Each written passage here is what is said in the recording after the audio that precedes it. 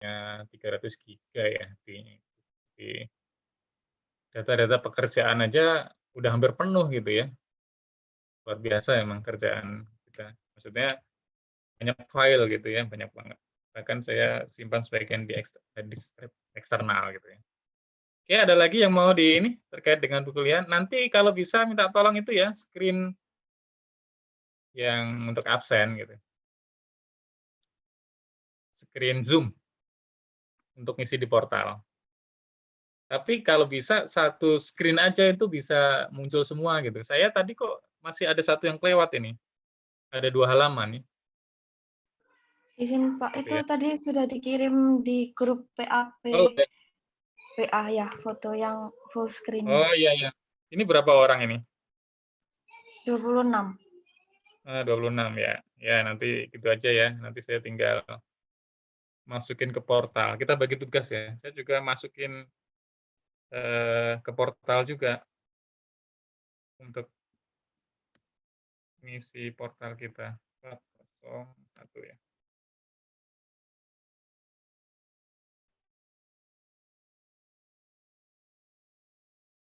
Sip, udah semua ya. Absen.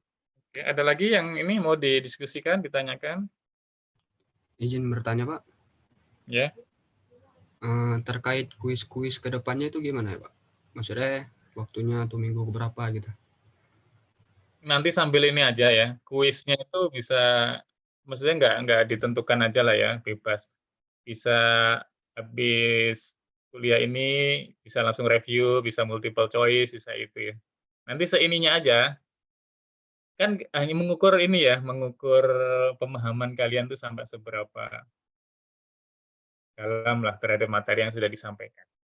Nanti kuisnya macam-macam lah, ada yang sederhana, misalkan cara mengukur luas bangunan gitu ya, atau pakai multiple choice gitu ya. Seperti itu. Nanti ini aja, cek aja kuis untuk ngetes pemahaman seberapa ini. Nggak apa-apa Mas, kuis itu ini kok, porsinya nggak besar lah ya, Baik, tapi Pak. berpengaruh sih. Nanti saya nggak ini ya, nggak tentukan waktunya nanti daripada ini, nanti mikir aja ya. Kalau bisa saya pastikan nanti saya sampaikan kapan gitu ya. Tidak bisa ngomong sekarang gitu ya, misalkan minggu depan gitu ya, misalkan. Atau Baik, Pak. tiba-tiba ya inilah, nanti fleksibel ya kuis ya. Siapa tadi yang nanya? Nggak kelihatan ya? Patrick, Pak. Iya, Private ada Patrick. lagi? Patrick ya. Enakan di kelas ya, ini harus nyari dulu yang off, yang on speaker siapa gitu. Saya, Patrick. Ada lagi? Silakan.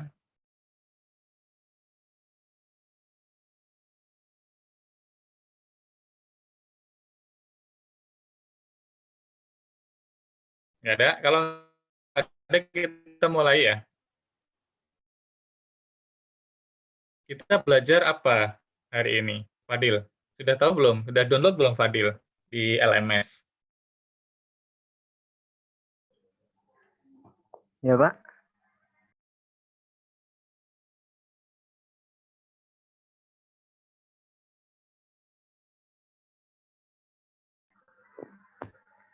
Halo.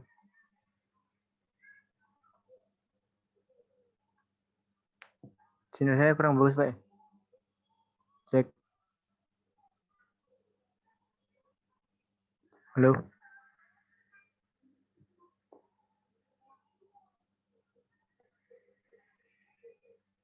Halo, Pak. Bapaknya kayak agak gini deh sinyal.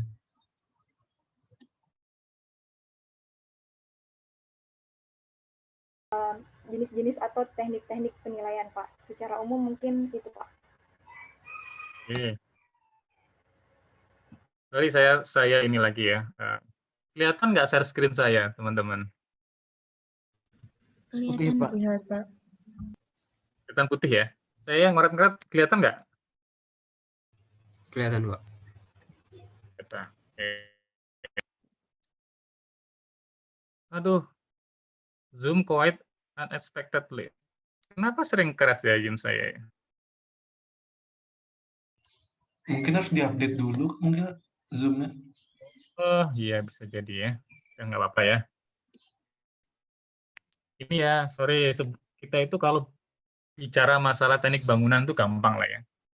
Tapi saran saya gini pada teman-teman semua, bahwa kalian kalau belajar penilaian, itu harus paham konsepnya. Paham benar ya konsepnya. Kalau enggak, berat. Nanti akan bingung kalau ada permasalahan di tengah jalan ya, atau ada problem tertentu terkait dengan penilaian. Harus paham ya. Tadi disampaikan oleh Wilna bahwa di PAP 1 ya di D3 manajemen aset ini ada 3 semester untuk penilaian properti ya.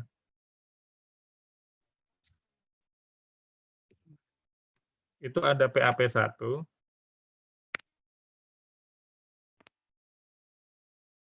ada PAP 1, ada PAP 2, ada PAP 3. Tadi Wilna pertama bicara tentang konsep gitu ya, konsep dasar penilaian. Terus yang kedua apa tadi Wilna? Yang setelah MIT? Teknik-teknik penilaian, Pak, atau metode yang digunakan. Iya, sebenarnya lebih spesifiknya yang kedua adalah penilaian dengan pendekatan apa kemarin? Yang lain? Komang masih ingat nggak penilaian pendekatan apa? Pendekatan pasar, Pak. Iya. Maaf Pak, itu di layarnya nggak kelihatan apa tulisannya Pak? Bentar, saya pindah ke ngomong ya, nggak apa-apa kalau nggak kelihatan apa ngomong. Saya pindah Iya, ke Pak. PPT aja. Ini pakai whiteboard, nggak kelihatan ya whiteboard ya? Saya ulang. Saya stop dulu. Saya rubah ke kelas tadi juga nggak kelihatan kalau saya pakai whiteboard ya. Tapi masa nggak bisa pakai whiteboard?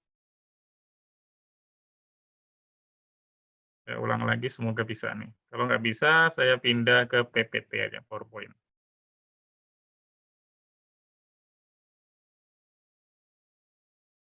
Oh iya, sorry salah saya kayaknya, yang layar.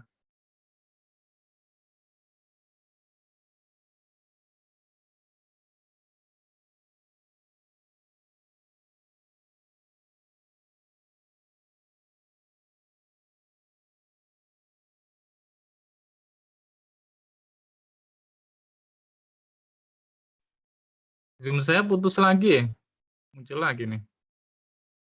Komang udah kelihatan belum Komang? Nih. Belum Pak, belum ada Udah, tampilan apa-apa. belum ya? Nah, share. Enggak, Zoom-nya putus karena saya putus ya. Bukan masalah di sininya, tadi putus lagi. Ini kayaknya harusnya udah bisa nih. Gimana, Komang? Udah? Aman Pak. Gimana ya?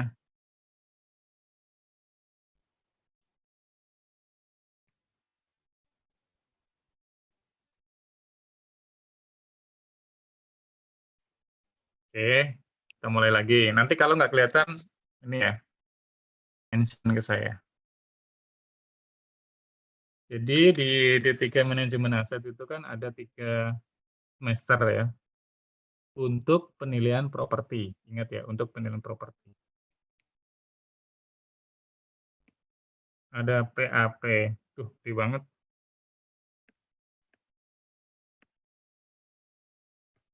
PAP 1, PAP 2, PAP 3. PAP 1 itu prinsip konsep lah ya. Prinsip dan konsep penilaian properti. PAP 2 seperti yang disampaikan Komang tadi, penilaian pendekatan data pasar atau pasar boleh ya. Nah, PAP 2 yang akan kita pelajari selama 6 bulan ke depan atau 1 semester ke depan, itu ada 2. Sebelum UTS itu penilaian pendekatan biaya. Setelah UTS kita belajar penilaian pendekatan pendapatan. Itu ya, Wilna ya. Ya, Pak. Jadi sederhananya seperti ini. Jadi kalau kalian di PAP 1 harusnya sudah khatam nih prinsip dasar konsep penilaian lah ya. Pokoknya prinsip-prinsip konsepnya seperti apa penilaian itu ada di PAP 1 sebelum UTS. Setelah UTS, kalian sudah belajar kan pendekatan data pasar. Contohnya kemarin apa? Menilai tanah gitu ya, tanah kosong. Ya enggak? Kemarin apa contohnya, teman-teman? Rumah, Pak. Menilai rumah ya, rumah berikut bangunan. Berikut tanahnya kan? Iya. Rumah sebagai satu kesatuan. Oke. Kalau kemarin kita akan bicara rumah, ya. Ini ada tanahnya ya. Kita cari 3 data pembanding, benar nggak? 3 atau berapa lah, kita cari data pembanding kan. Kemarin seperti ini, benar kan? Benar, Pak. Benar, Pak. Nah, misalkan kita ada ini dah. Ini tanah dan bangunan ya, sebagai satu kesatuan. Ini tuh adalah pendekatan data pasar. Oke. Artinya, kita menilai objek penilaian ini berdasarkan data pasar yang kita dapatkan itu dari pembanding 1, pembanding 2, pembanding 3, misalkan seperti itu. Itu sudah kalian pelajari lah kemarin di PAP 1 sebelum UAS. Sekarang di PAP 2 kita belajar tentang pendekatan biaya. Pasti sudah disinggung ya, pendekatan biaya itu kira-kira seperti apa sih? Ada yang bisa bantu pendekatan biaya itu kira-kira seperti apa? Pasti sudah disinggung lah ya sama Pak dosen ya, yang ngajar kemarin. Ada yang tahu silahkan. Pendekatan biaya gimana kalau biaya? Kalau pasar kan kita menilai ini, objek penilaian ini, dengan mencari data pasar. Data pasarnya itu apa? Pembanding 1, pembanding 2, pembanding 3, gitu kan. Ini kalau kita pakai data pasar. Bagaimana kalau pendekatan biaya?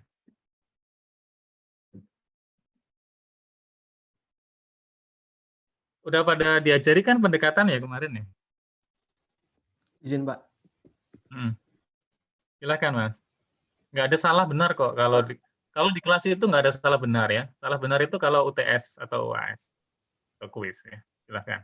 Ya, kalau pendekatan biaya itu penilai harus mencari tahu dulu berapa besaran biaya untuk membuat bangunan atau aset tersebut, Pak.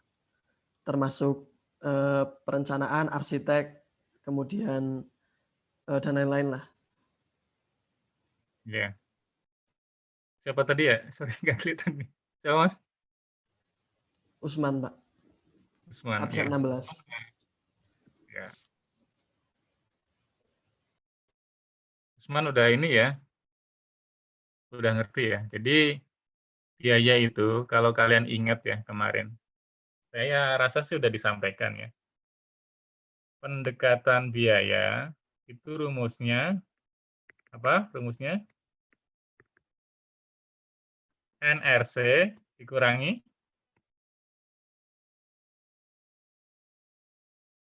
penyusutan. Sebenarnya ini ada nanti ya di pertemuan keempat, tapi kita nggak apa-apa supaya kalian tahu kenapa kita bicara konstruksi bangunan gitu ya, teknik bangunan gitu.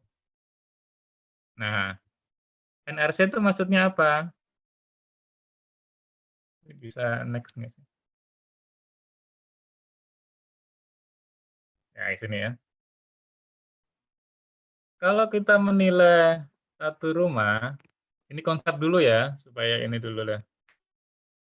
Kalau kita menilai satu rumah gitu ya, berikut kan tanah lah ya.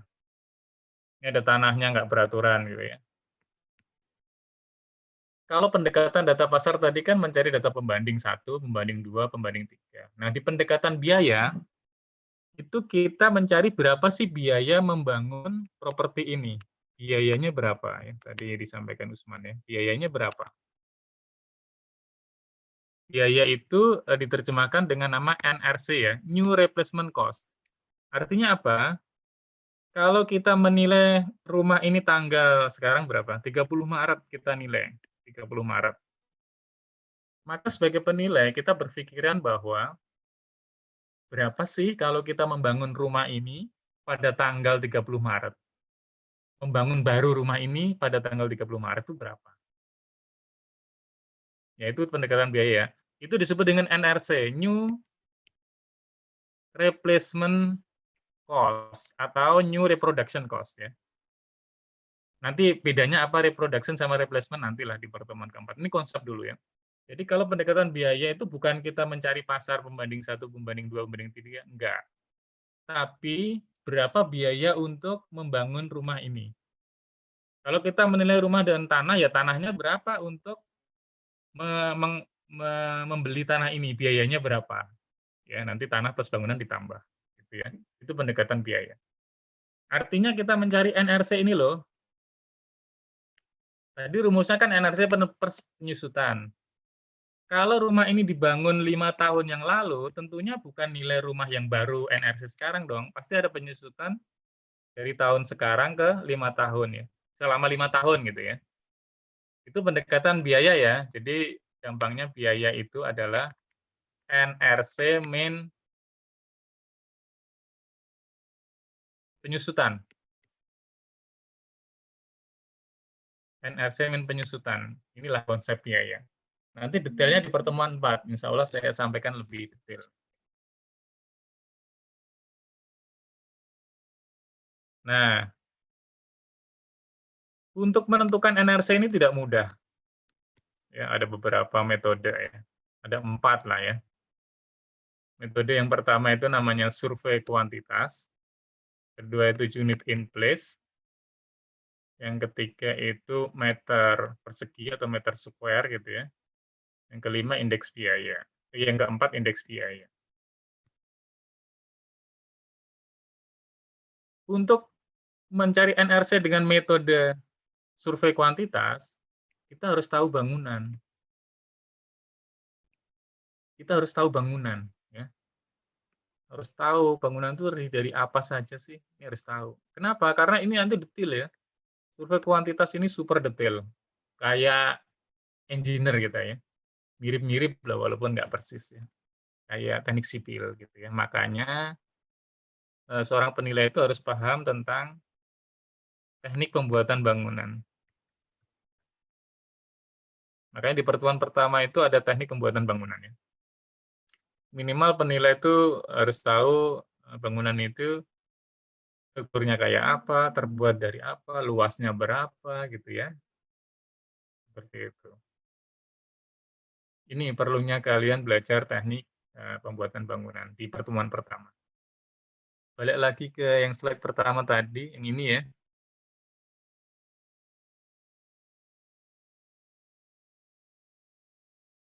Kita udah sampai sini ya. Nanti setelah UTS kita bicara ini, pendekatan pendapatan. Ini beda lagi ini. Pendekatan pendapatan ini beda lagi dengan yang di atas. Ya, ini kan udah belajar kan, pasar kemarin sudah. Sekarang sampai dengan UTS itu biaya, setelah UTS pendekatan pendapatan. Gitu ya. Di PAW 3 ini lebih spesifik ke objek-objek tertentu. Kayak nilai jembatan, nilai saluran air, nilai lapangan golf, ya, nilai SPBU itu mulai di PAP3, mulai ke objek-objeknya.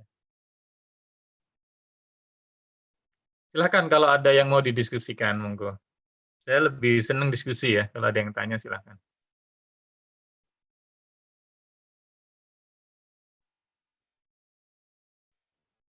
Belum?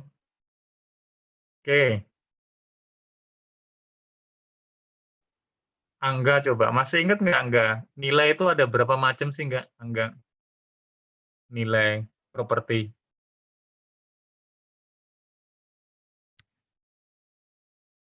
Kemarin ya.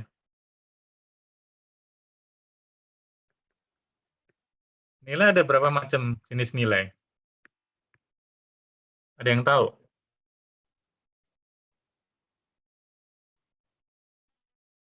Kan kemarin udah belajar konsep toh, konsep penilaian properti.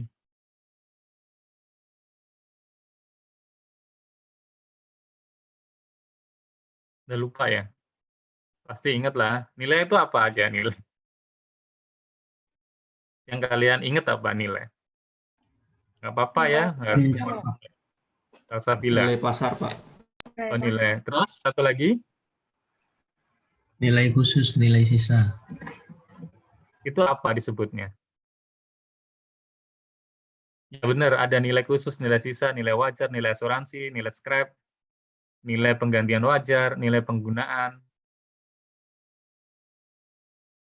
Apa itu disebutnya?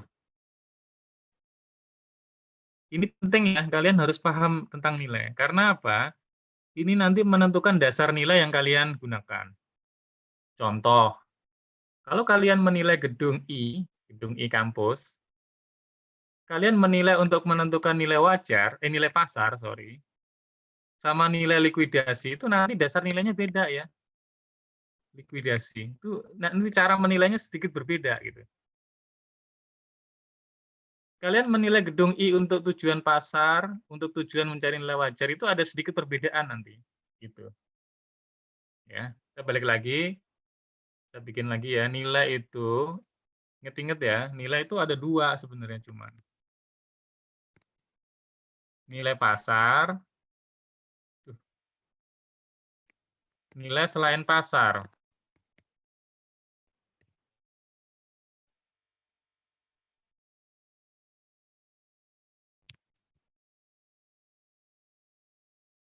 Nilai pasar dan nilai selain pasar. Nilai selain pasar itu ada berapa? Kurang lebih 19 ya. Ada nilai wajar, nilai penggantian wajar, nilai asuransi, nilai khusus, nilai dalam penggunaan yang ada gitu ya, existing use gitu ya.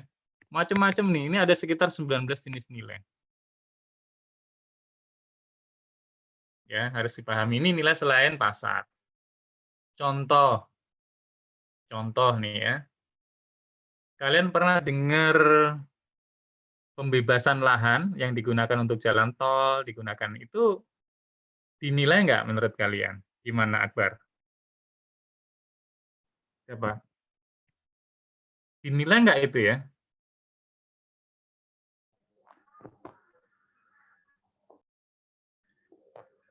Dinilai, Gimana Pak. Fadil? Dinilai. Siapa yang menilai Fadil? Yang menilai apa ya, lupa Pak. Di hukum itu kemarin ada dia apa, dinilai dulu lalu dinegosiasikan. Lupa saya yang menilai Pak. Yang menilai itu namanya penilai KJPP ya, penilai publik. Nilai yang dihasilkan apa? Ada yang kira-kira tahu nggak menebak nilai yang dihasilkan? Apakah nilai wajar, nilai pasar, nilai penggantian wajar, nilai likuidasi, nilai apa yang dihasilkan? Nah itu ya teman-teman ya, penting kita harus paham, karena nanti tekniknya agak berbeda. Gitu.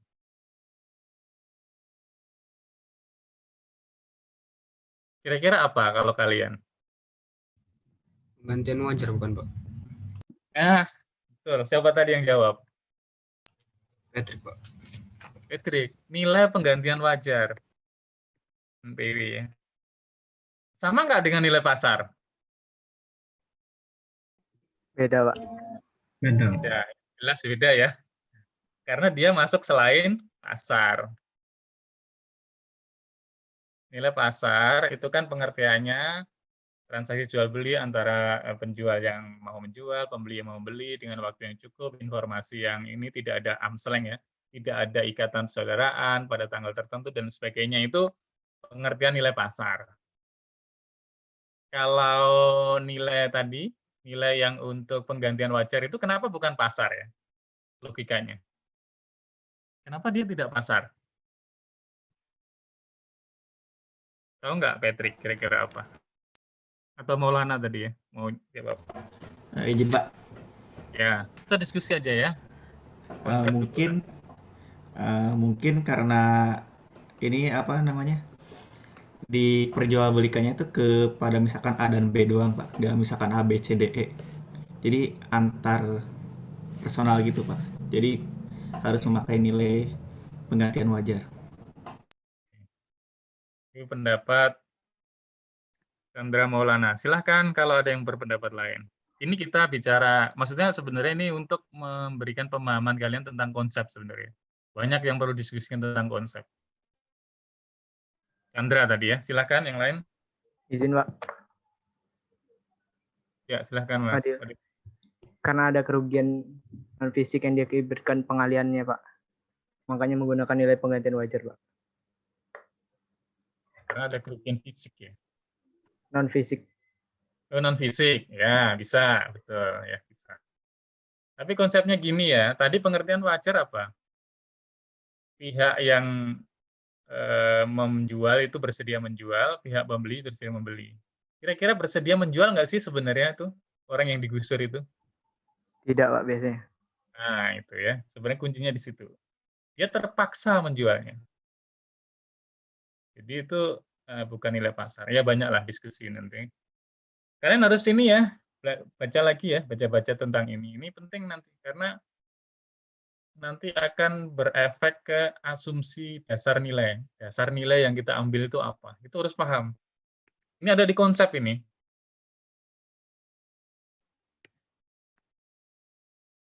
Kalau laporan keuangan ya, yang diterbitkan ke neraca, itu nilai apa kira-kira?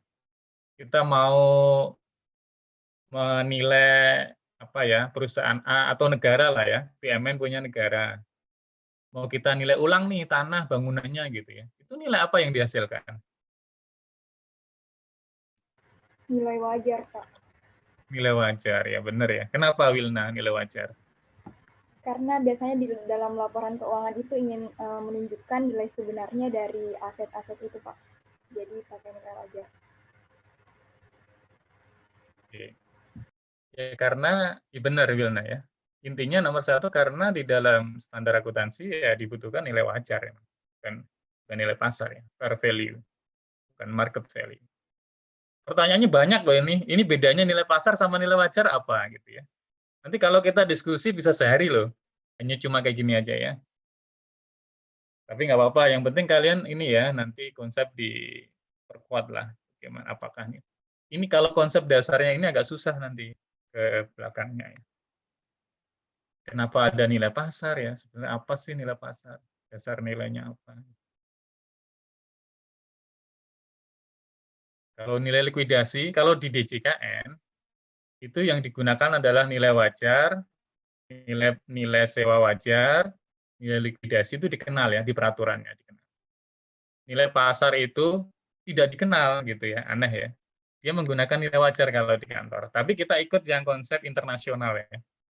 Ini konsepnya di IFS sama SPI. International Valuation Standard. Kalau nulis bahasa Inggrisnya itu lah ya. International Valuation Standard atau standar penilaian Indonesia. Itu dikenal berbagai macam nilai.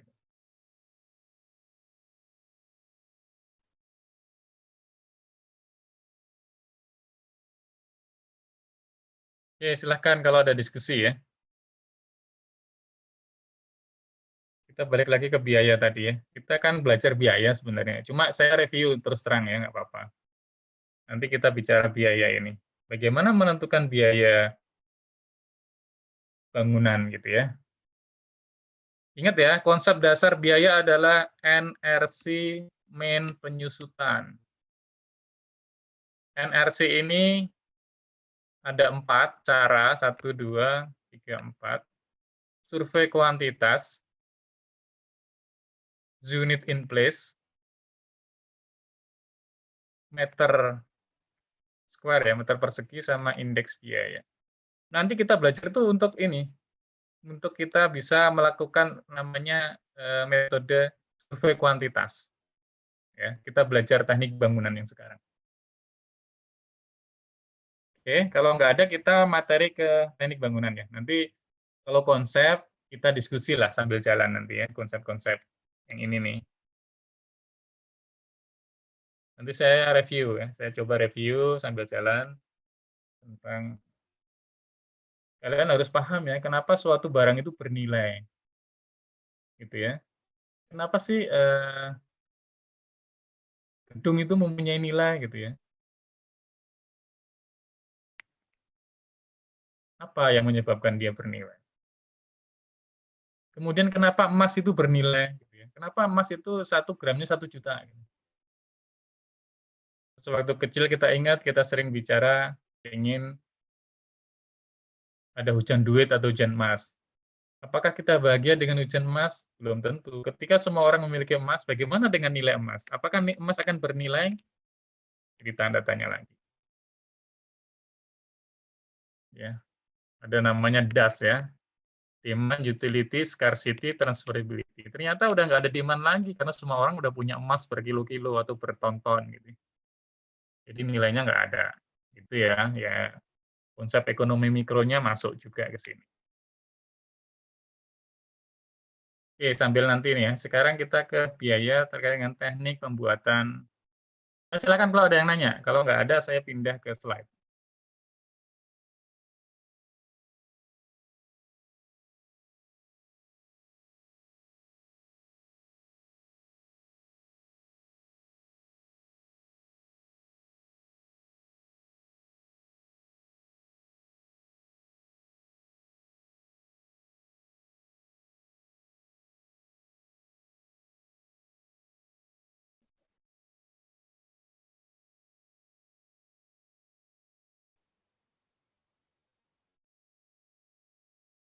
Kalau mau ada diskusi, monggo ya. Nah,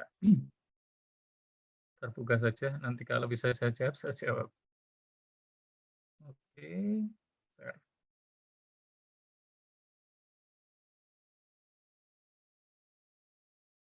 Kelihatan nggak? Teman-teman, kelihatan nggak? Kelihatan, Kak.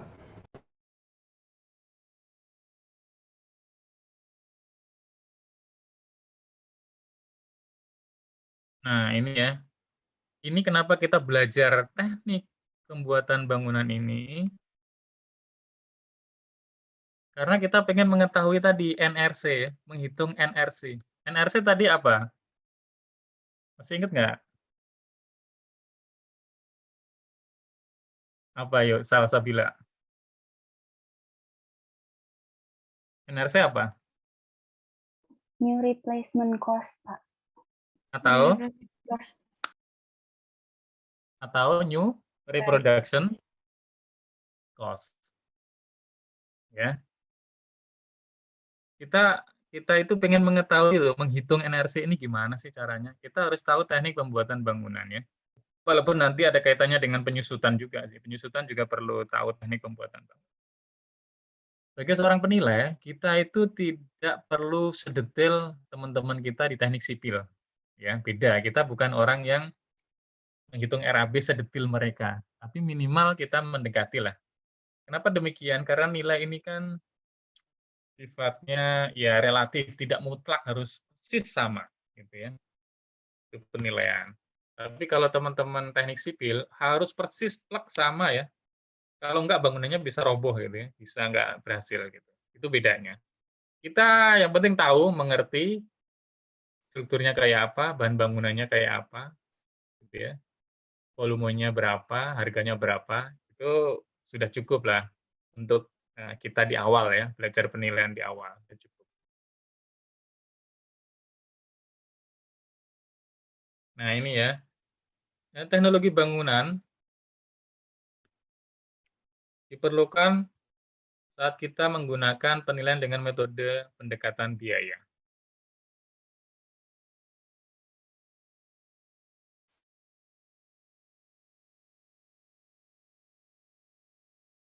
Kalau menurut Rahma, coba ya, Rahma Ardiana, dari 3 pendekatan tadi, pasar, biaya, pendapatan, kira-kira mana yang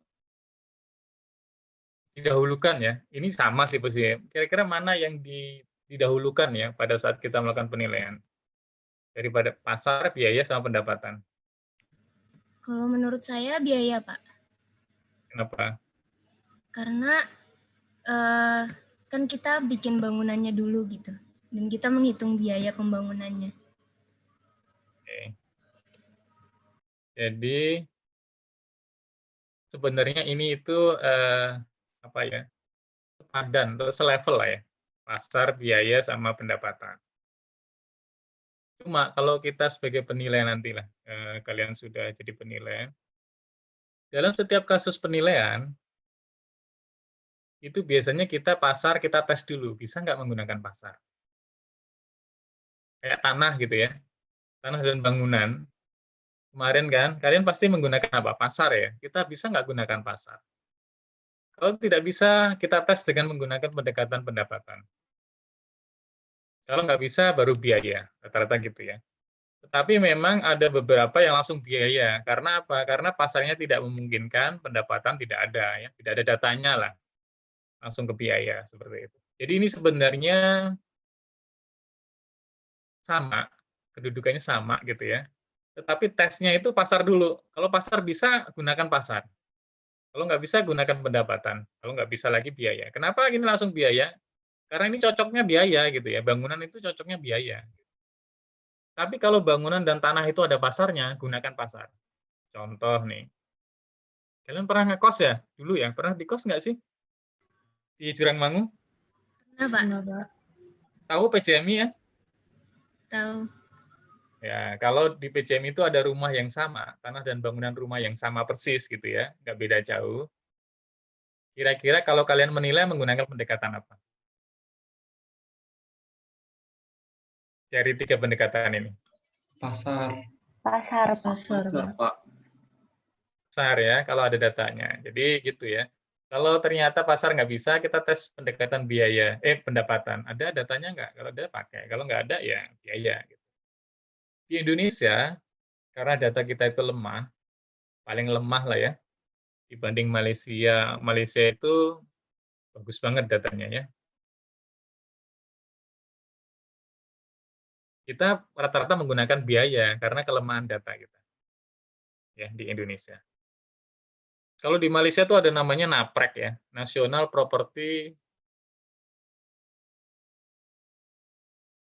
di Inspan. Jadi di GPPH ya, Jabatan Penilaian Harta Tanah itu ada bagian database, ada bagian riset, ada bagian sekolah. Sekolah itu namanya Inspan, riset itu NAPREK. Kalau yang database itu apa ya? Lupa ya. Property Center. NAPIK ya, NAPIK.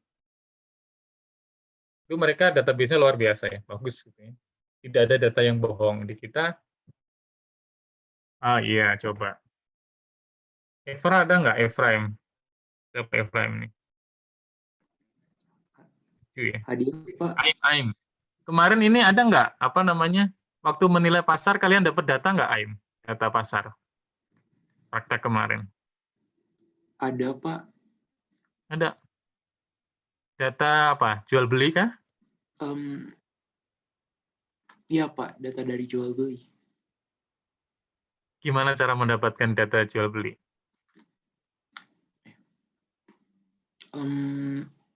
Dari perumahan sih, Pak. Yang dekat rumah gitu. Itu jual beli atau penawaran? Tunggu. Saya udah kebalik. Kalau penawaran itu biasanya yang harga yang mereka tawarkan di awal ya, Pak. Kalau Iya, jual betul. beli yang deal. Jual beli ada deal bentuk AJB ya, atau jual beli. Oh iya, Pak. tugas kemarin Penawaran. tuh dikasih tugas kan, tapi saya salah. Saya kasih data dari harga penjualan waktu itu. Dari Nah, penawaran, Pak. Maaf, Pak. sebenarnya nggak salah, Aim. Di Oke. Indonesia itu nggak ada kita cari data jual beli yang apa ya, yang akurat. Nggak ada, Aim. Ya. Oke, Pak. Kalau di Malaysia gampang banget. Database-nya lengkap ya. Tinggal download database, kita sampai tahu dia diperjualbelikan tiga transaksi yang dulu itu puluhan tahun ada dia. Di kita tuh nggak ada data jual beli, nggak salah, nggak ada. Terus kalian pasti, lah itu notaris nyatat jual beli, notaris kira-kira datanya bisa dipakai nggak?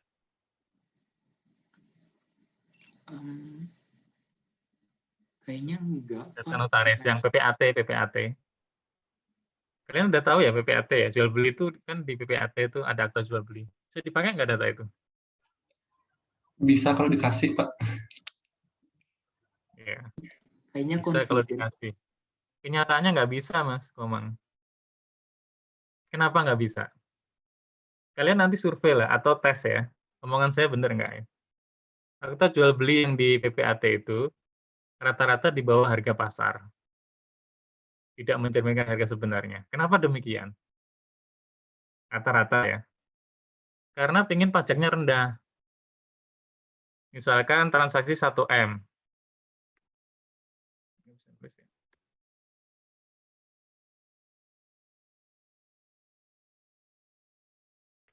Kok nggak bisa, bentar ya. Nggak bisa ini.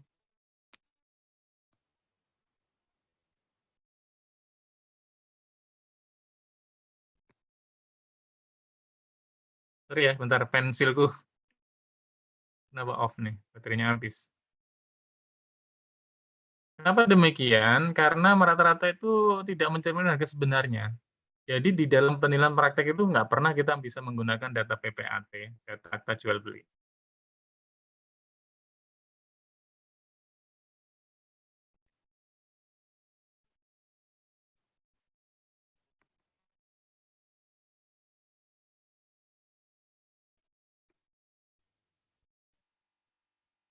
Sorry, sebentar ya. Ininya PPT-nya kayaknya ngadet apa gimana nih?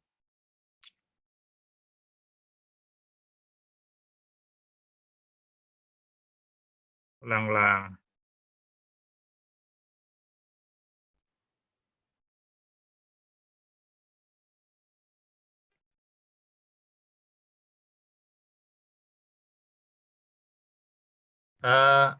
Yang dikatakan Aim itu benar, bahwa kita akhirnya pakai data penawaran. Ya. Saya selama berpraktek menilai dulu ya, banyak melakukan penilaian itu nggak pernah dapat harga transaksi yang benar, itu nggak pernah. Kenapa saya nggak ngambil PPATK atau data di BPN? BPN itu kan di-store dari PPAT ke BPN ya. Nggak bisa ya, karena data angka itu tidak angka yang sebenarnya, rata-rata seperti itu. Bukannya kita suzon, tapi memang seperti itu kenyataannya. Nanti yang bapaknya PPAT coba tanya ya, ada nggak yang bapaknya bekerja sebagai PPAT? Gitu. Benar nggak sih Pak, AJB itu tidak harga yang sebenarnya gitu ya? Ya, next. Kita balik lagi ke sini deh, bangunan. Jadi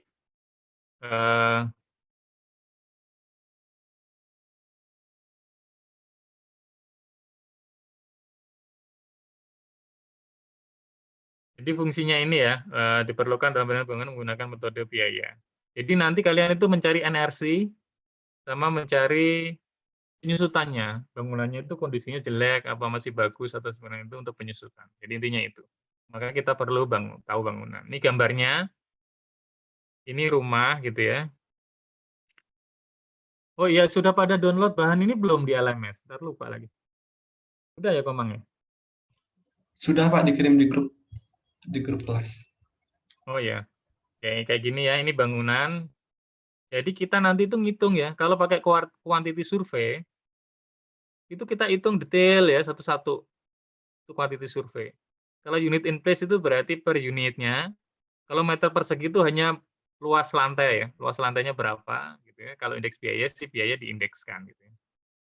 Seperti itu. Jadi kita harus tahu nih, ini strukturnya apa, struktur rangkanya ya, struktur pondasinya apa, struktur atapnya apa, kita harus tahu, gitu ya.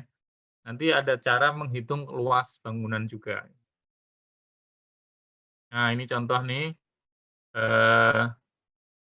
rangka atap. Jadi ada struktur atas, struktur bawah ya. Struktur atas itu rangka atap, rangka bangunan ya, dibilang struktur atap. Nih ada.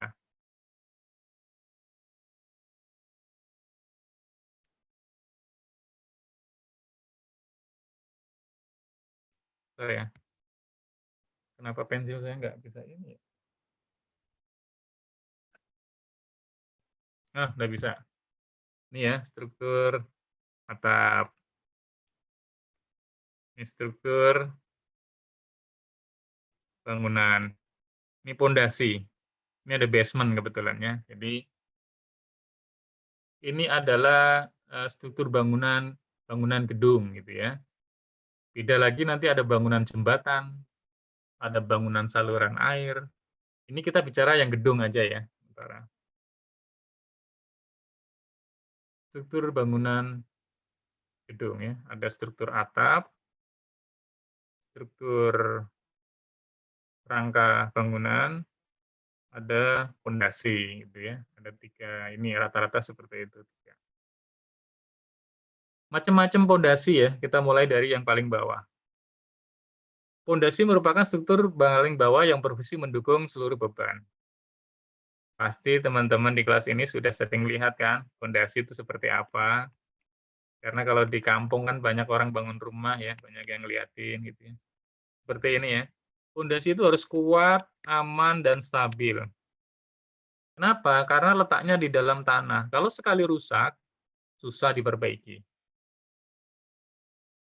Ada yang tahu Menara Pizza itu memperbaiki pondasi habis berapa uangnya?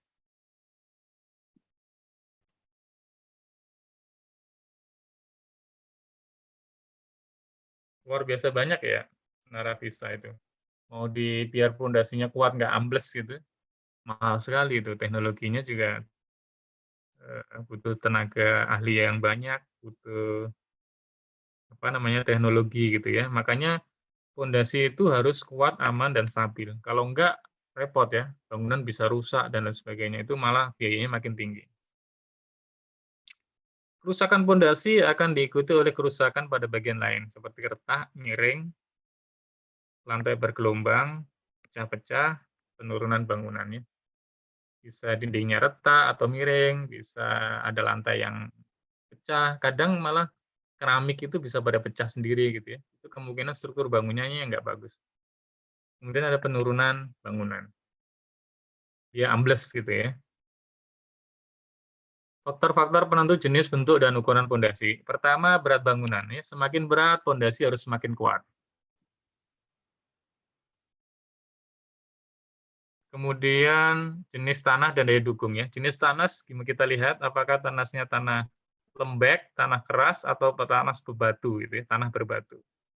Kalau tanah semakin keras ya artinya biaya pondasi tidak semahal kalau itu tanah lembek ya. Nanti ada itu asumsi terkait dengan pembuatan pondasi, apakah dia di tanah lembek atau tanah keras.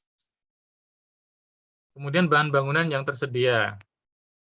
Ini kaitannya misalkan kalau di kampung tuh banyak batu kali, ya bisa pakai batu kali gitu ya. Kalau banyak batu bata,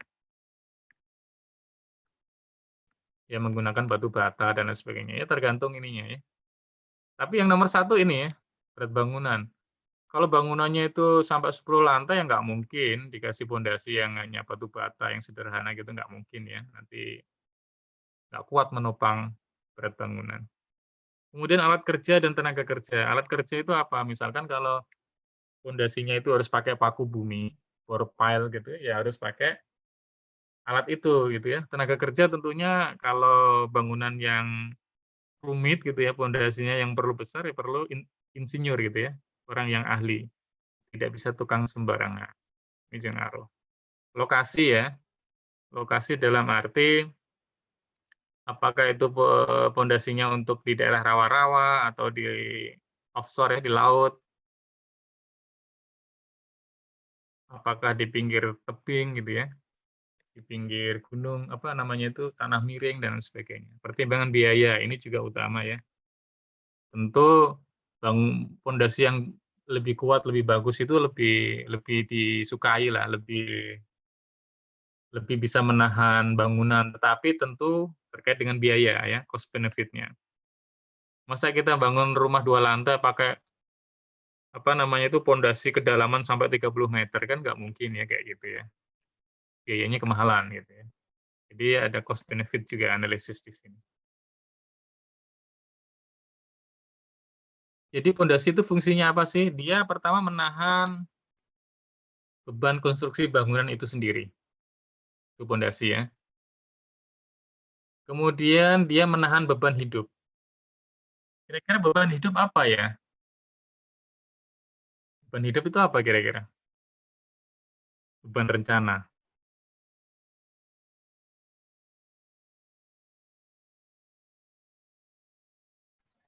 Mungkin kegunaan bangunannya, Pak. Beban hidup itu kegunaan bangunan. Ya, beban hidup itu contohnya gini ya. Misalkan jembatan gitu ya, pondasi jembatan gitu. Dia kan dilalui mobil nih. Nah, ada truk, ada mobil pribadi, Avanza, ada truk tronton lewat. Nah, ini beban nih, beban yang bergerak gitu ya. Itu akan kalau dia bergerak itu semakin membebani, intinya gitu, dibanding dengan beban yang statis ya, kayak bangunan itu sendiri itu kan statis. Kalau dia mobil apa itu kan bergerak, dia semakin membebani pondasi ya, seperti itu ya. Kemudian ada beban angin. Beban angin itu tiupan angin ya. Ini terutama untuk gedung-gedung tinggi ya, kayak di lapangan Banteng kalau kalian ke Kementerian Keuangan itu sampai 20 lantai itu ada hempasan angin tuh di atas ya sampai ke bawah gitu. Ini perlu pondasi yang kuat juga.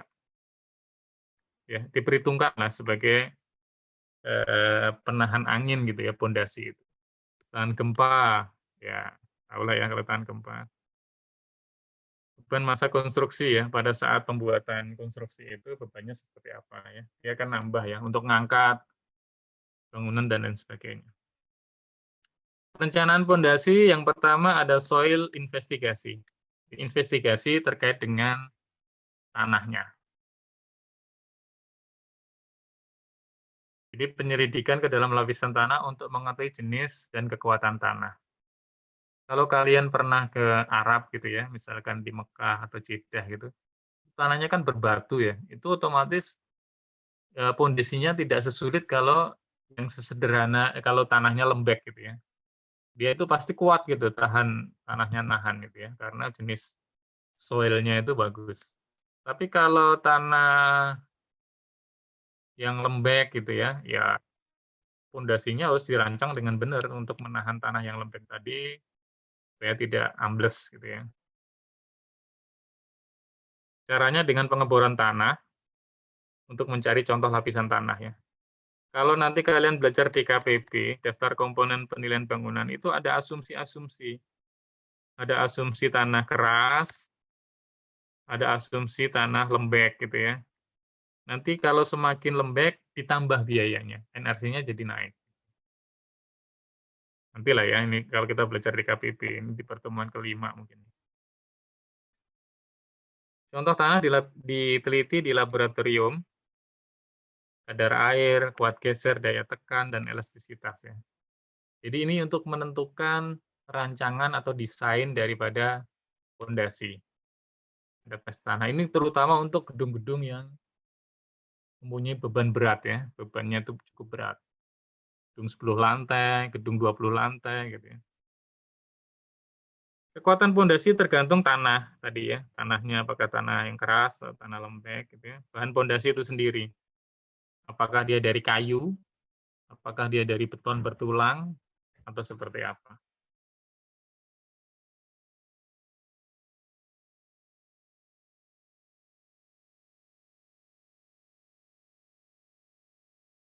Oke, penyebab kerusakan pondasi. Yang pertama, adanya perubahan fungsi gedung. Gedung yang tadinya untuk private tiba-tiba digunakan untuk yang publik gitu ya, yang banyak orang, akses orang di situ, sehingga dia bebannya menjadi berat.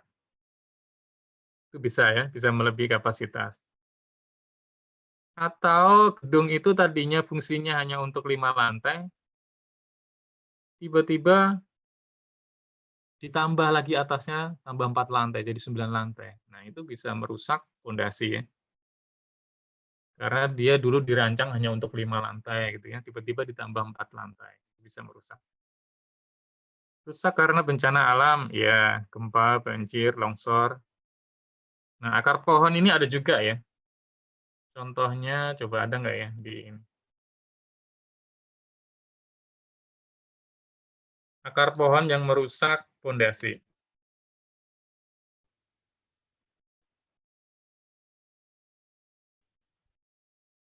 Banyak ya terjadi ya.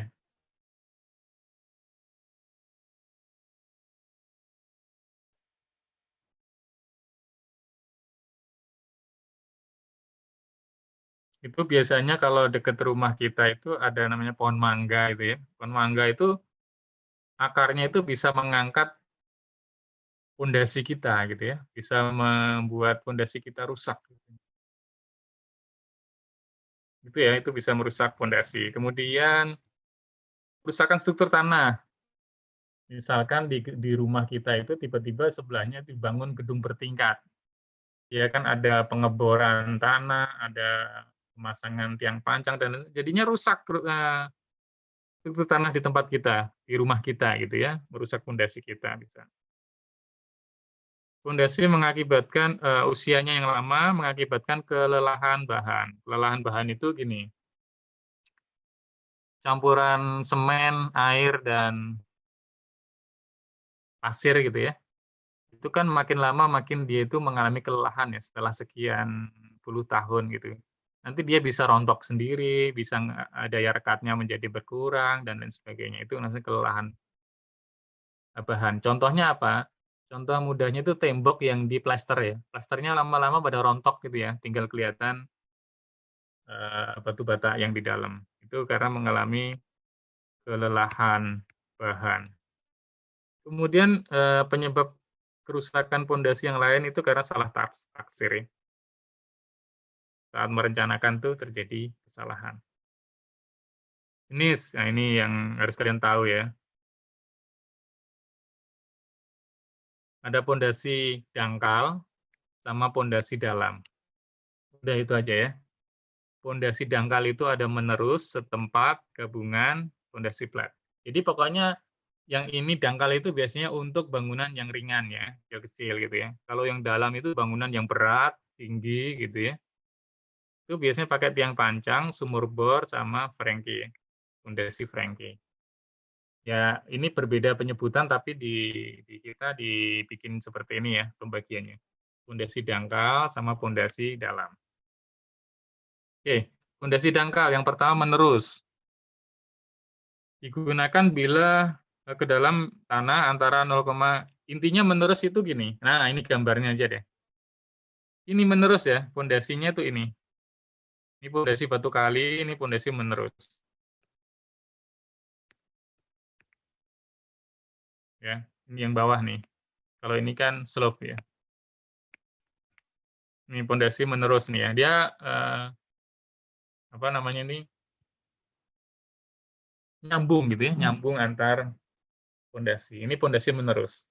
Digunakan bila kedalaman 0,8 sampai 1 dari permukaan tanah. Bila tanah keras menggunakan ini, bila tanah lembek menggunakan ini gitu ya, bisa beda ya. Sama-sama lokasinya kalau jenis tanahnya beda bisa beda. Pondasi menerus, setelahnya pondasi setempat. Pondasi setempat seperti ini ya, dia di satu titik tertentu ya. Ini gitu ya. Digunakan bila kedalaman tanah baik lebih dari 1,2 asli dan ya ini baca ya. Jadi gambarnya seperti inilah. Ini pondasi setempat. Ada gambarnya enggak ya? Bentar ya, saya cari gambarnya yang ini.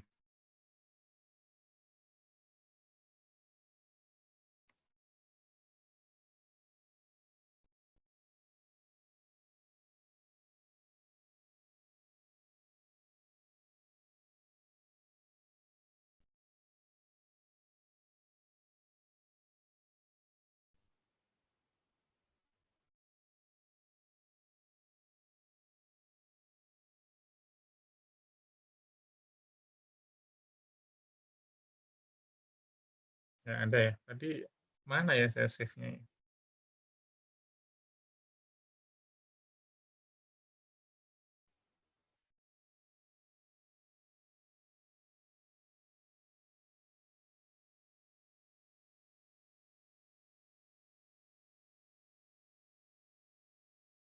Titik tertentu ya, ini setempat maksudnya. Pondasi setempat. Next, kita ke tapaknya. Jadi dia misalkan pondasinya di sini, di sini, di sini, sini gitu ya. Nanti di sini ada slope. Bentuknya bisa kotak, ya kotak seperti ini, kayak berundak begini, bisa lancip kayak begini ya. Ini tuh penampangnya, ini yang dari sampingnya, ini dari atas. Ini dilihat dari atas, dia dari samping. Dia dari atas, dia dari samping. Ya, ya kayak gini nih, ini gambar ininya nih. Pondasi setempat.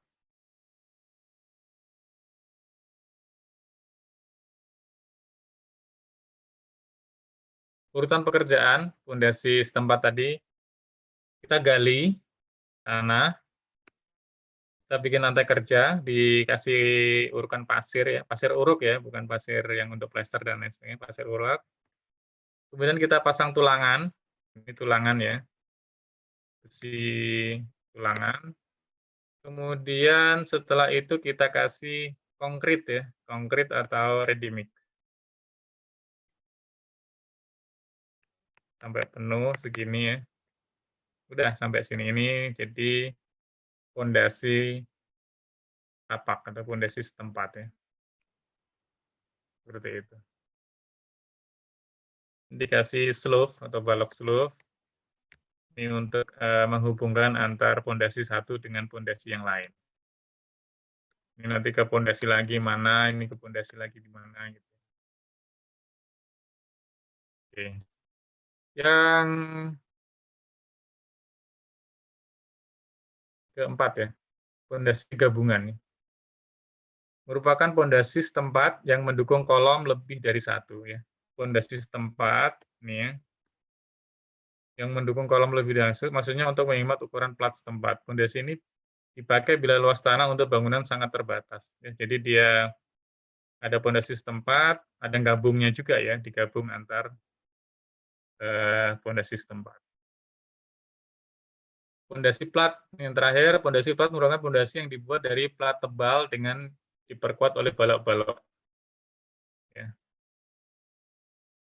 Seperti ini, pondasi plat. Jadi ini adalah pondasi untuk tanah dangkal, artinya tidak sampai masuk ke dalam tanah gitu ya.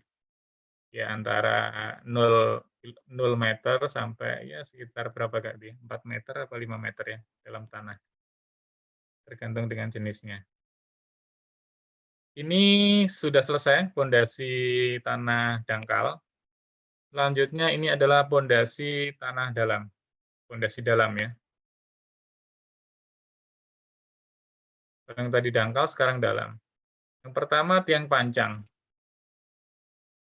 Tiang dibuat dahulu dari beton bertulang, artinya precast ini.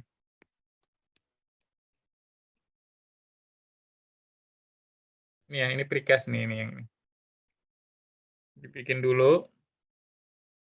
Nanti ada juga yang dicetak ya. Yang ini dibikin dulu precast ya, precast. Setelah siap, tiang ditanam ke dalam tanah dengan mesin pancang. Ini ya, ditanam ke dalam tanah dengan mesin pancang. Ini mesinnya. Untuk di martil ya, dipukul sampai masuk ke dalam tanah. Tiang-tiang di bagian atasnya dirangka menjadi satu kesatuan dengan beton yang disebut pur atau pile cap ya, di sini nih, pile cap. Pur ini yang akan menjadi tumpuan dari kolom-kolom tadi ya. Slope kolom ya. Slope atau slope nanti ini, jadi tumpuan. Tiang pancang ini bisa berbentuk tampang bulat atau segi empat. Bisa bulat, bisa segi empat, ya. Bahkan ada yang segitiga ya. macam-macam bentuknya. Yang ini bulat sama segi 4. Nah, ini nih ya. Contohnya pondasi tiang pancang. Bentuknya bisa bulat ini bulat ya kebetulan ya, bulat. Nanti ini ditanam ke dalam tanah gitu ya. Atasnya baru digabungin ya. Ini nanti jadi kalau di dermaga namanya trestle atau mooring dolphin ya, mooring dolphin gitu ya. Ini. Nah, ini adalah pondasi ya, pondasi dalam. Atau ini contohnya ini yang pondasi dalam. Ada 4 titik gitu ya. Ada yang 5 titik, ada yang 6 titik, ada yang 3 titik, ada yang 2 titik.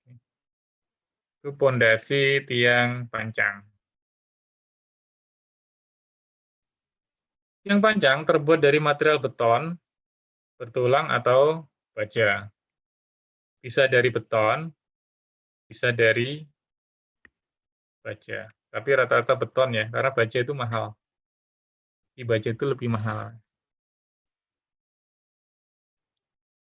Tiang pancang yang tersedia bentuknya ada yang bulat, persegi 4, ada yang segitiga. Ini segitiga ya, ini segitiga, ini segi 4, ini bulat.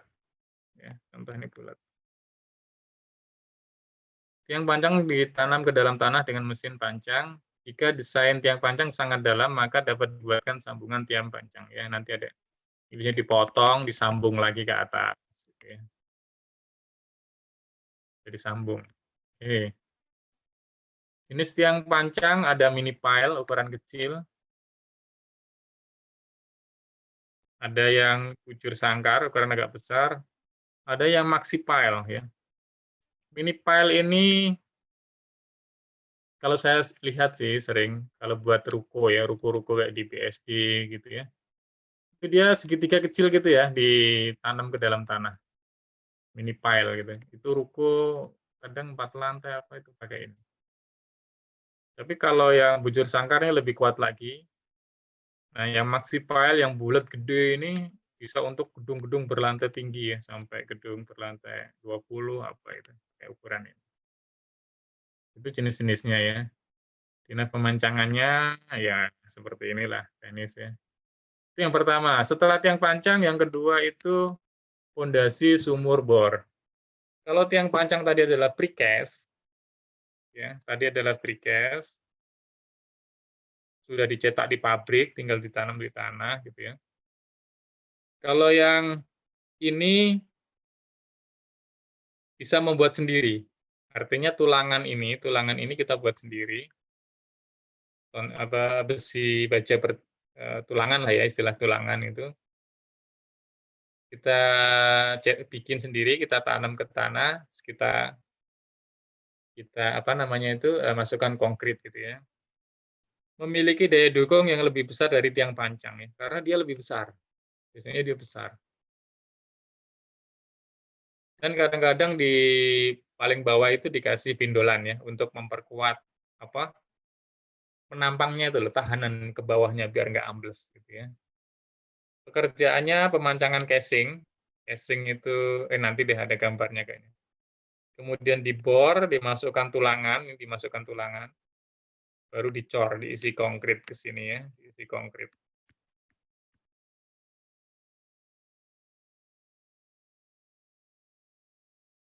Nah, ini teknisnya ya, kalau tadi sumur bor tuh. Jadi ini dikasih casing ya, casing terus dibor. Ini casingnya nih, sorry yang ini ya, casing terus dibor ke dalam. Casing itu untuk memudahkan pengeboran ya. Kayak kita bikin sumur ya, sumur artesis itu kan pakai casing ya, pipa gitu ya, terus dibor ke dalam. Habis dibor, lubangnya kelihatan, kita masukkan kayak gini nih, ini namanya tulangan ya. Kita masukkan ke dalam lubang, kita isi konkrit atau ready mix, semen campur kayak batu belah itu ya, sama pasir gitu, masukkan dalam, udah jadi ya. Itu pondasi sumur bor. Ada juga yang bore pile ya, untuk basement ini. Artinya ini tadi tulangan-tulangan dimasukkan, kita bikin gabungan gitu ya, kita gabungkan dia menjadi sekalian untuk basement gitu ya. Ini pondasi sekaligus untuk basement. Ini tulangan-tulangan nih, apa namanya, yang pancang bisa juga ya, pakai tiang pancang. Tiang pancang masuk, kita gabungkan, jadilah basement ya. Ini nanti menjadi pondasi ya untuk balok-balok yang ke atas ini. Ini penahan balok ini, penahan beban gedung ini, ya ini, pondasi ini. Yang terakhir tiang Frankie untuk ini dalam ya, pondasi dalam. Yang terakhir adalah tiang Frankie. Ya, merupakan kombinasi antara pemancangan dan pengeborannya. Buat lubang dengan cara penumbukan material dan pipa casing ke dalam lubang di situ tulangan beton. Jadi ini teknisnya sama kayak tadi. Kalau ini pakai bendolan gitu ya. Jadi ya diisi kayak semen, ditekan gitu ya. Diisi apa namanya kayak beton tulang lah. Kan sehingga dia membentuk bendolan, baru diisi tulangan, diisi konkrit, jadi ya. Ini lebih kuat lagi ya karena penampangnya lebih gede.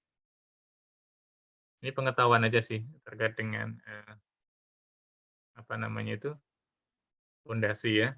Kemudian tiang-tiang pondasi dalam di bagian atasnya dirangka menjadi satu kesatuan dengan part betonnya. Tadi ya digabungin kepalanya.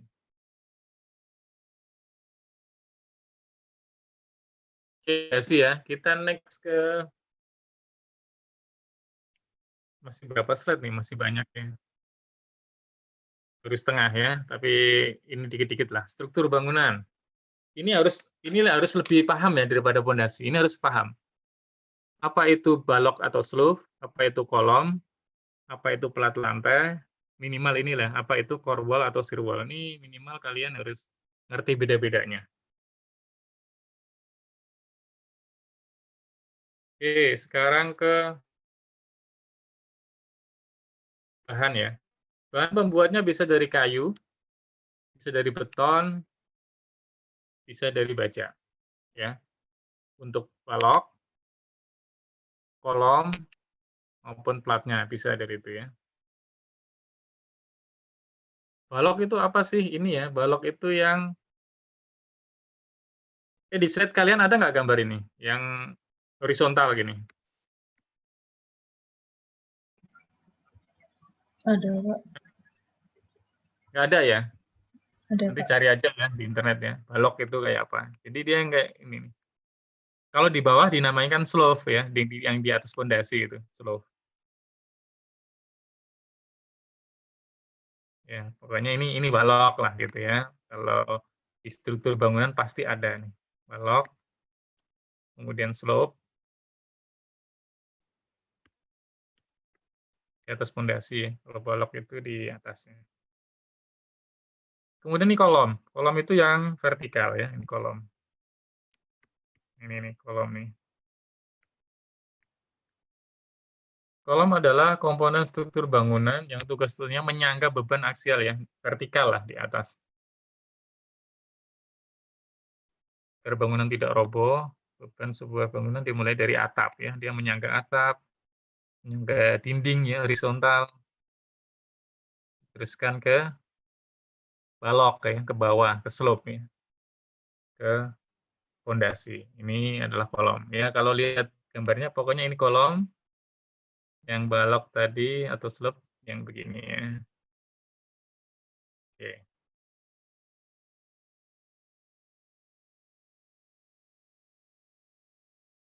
Kolom beton.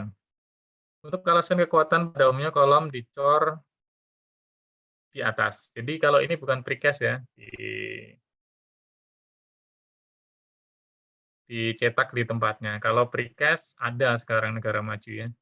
Waktu saya ikut pelatihan di Malaysia, itu orang Cina bilang, ahli Cina, mereka bikin rumah, itu sehari selesai. Rumah itu 1 hari bisa. Dengan apa? Dengan precast. Jadi semuanya itu kayak modular gitu ya. Tinggal ditempel-tempel kayak kita merakit komputer. Ada hard disk, ada motherboard, ada RAM, ada VGA gitu ya. Tinggal plek plek plek plek tempel selesai. Sehari selesai katanya di rumah di sana. Karena apa? Karena teknologi precast tadi ya, precast. Kalau kita kebanyakan masih cast in place. Jadi kalau kalian lihat rumah di kampung itu bikin rumah ya bikin ininya, castingnya dulu ya untuk cetakan betonnya gitu ya. Lama ini bikin kayu aja beberapa hari gitu ya. Kemudian kita masukkan rangka baja, baru kita isi konkrit tadi ya, campuran semen, satu belah sama pasir gitu, air. Tapi kalau precast tinggal modular ya, kayak bikin tadi rakit komputer, tinggal nempel, nempel, nempel, nempel, sehari selesai. Bisa katanya di Cina.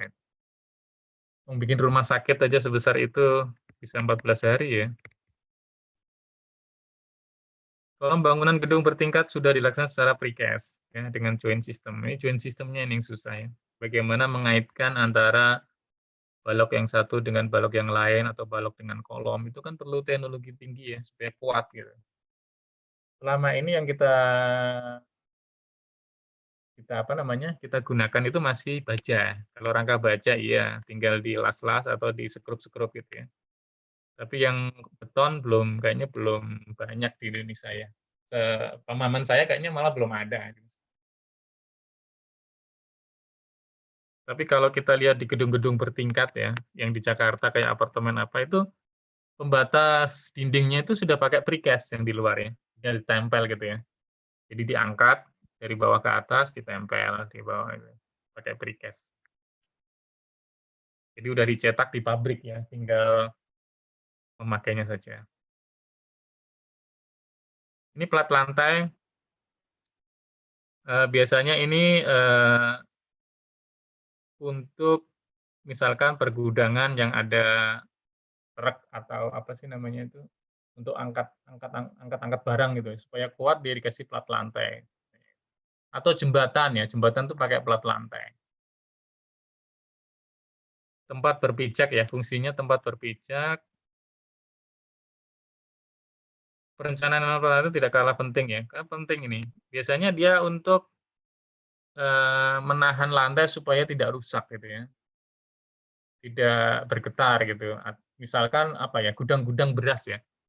Gudang-gudang beras itu kan forklift apa riwa-riwi gitu. Itu kalau bawahnya ininya nggak kuat, plat lantainya, dia bisa merusak struktur ya bangunan baik pondasi, rangka maupun atapnya bisa rusak. Makanya perlu plat lantai yang kuat untuk menahan forklift yang angkat beban. Misalkan ada truk juga ya, truk masuk gitu.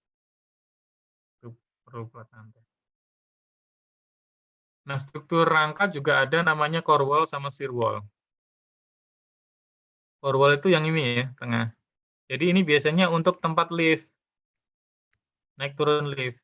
Kenapa ini berfungsi juga untuk kekuatan struktur? Karena core wall ini biasanya bangunannya khusus. Dia memang dibangun kuat gitu ya. Kuat banget. Kenapa? Karena dia menahan beban bergerak. Beban gerak dari lift itu naik turun itu luar biasa. Beban gerak itu biasanya lebih berat ya. Jadi ada momentum di sini naik turun gitu ya. Makanya ini harus kuat nih. Kalau enggak bisa merusak bangunan atau roboh gitu ya. Maka diperlukan core wall ya. Terus shear wall itu biasanya di pinggir-pinggir sini nih untuk ventilasi udara, membuang tekanan angin ya, hempasan angin itu ada namanya shear wall. Core wall, shear wall. Ini juga kuat ya. Atau untuk tangga darurat gitu ya. Kalau di gedung di JKN kantor pusatnya ada shear wall-nya.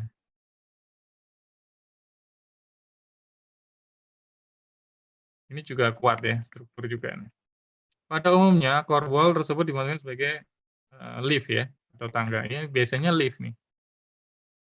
Untuk lift core wall ini. Jadi dia strukturnya memang dibikin kuat banget. Kalau nggak kuat ya roboh, nggak kuat nahan beban lift ya naik turun. Sekarang fondasi sudah, rangka sudah, sekarang struktur atap. Ya, tadi kan fondasi. Kalau rangka tadi kan ada slope, balok, kemudian plat gitu ya, ada yang di tengah lah ya, di tengah bangunan itu. Kolom gitu ya, dan lain sebagainya tadi. Sekarang ke struktur atap. Untuk melindungi bangunan dari pengaruh panas dan hujan. Oke. Bentuk dan bahan atap harus seserasi dengan bangunannya, agar tetap dapat menambah indah keanggunan serta menambah nilai bangunan. Jenis atap itu rata-rata ini dua ya, datar sama sudut. Kita lihat atap datar. Tempat kalian kayaknya mungkin nggak ada juga ya. Ini saya update sih. Kalian kan dari Pak itu ya, Pak Dusko ya. Update ini kayak ginilah kurang lebihnya atap datar. Dia memang dak ya, dak beton gitu ya sebagai atap. Jadi dibilangnya datar dia. Kedap air tapi.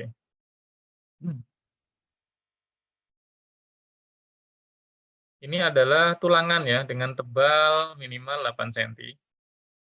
Kemudian dia diberi treatment khusus biar nggak gampang retak gitu ya. Kemudian tahan air, nggak rembes gitu ya. Seperti itu. Ini contoh atap datar. Ini nggak banyak ya, tapi ada. Rata-rata atap ya atap miring. Keuntungan atap beton bisa digunakan sebagai ruangan serbaguna. Contoh gudang, tempat jemuran, ruang mesin, air, atau bahkan ada ini ya, bermain pingpong gitu ya, bermain pingpong bisa di lantai atas. Jemuran banyak ya, atau tempat AC sentral ya. Kalau di gedung K itu atap betonnya itu untuk AC sentral, AC seluruh ruangan, itu ditaruh di paling atas. Dan rata-rata begitu sih, perkantoran di Jakarta, atap paling atas itu berisi AC sentral. Ya. Kemudian konstruksi ini itu menambah kekuatan bangunan ya, karena sifatnya yang mengikat ya, mengikat secara horizontal ya, dari kanan kiri gitu ya, depan belakang dia kan ngikat ya. Jadi dia membuat bangunan menjadi lebih kuat. Kemudian tahan api. Oke, atap udah, atap datar, sekarang atap sudut. Atap sudut itu miring ya. Miring misalkan 30 derajat.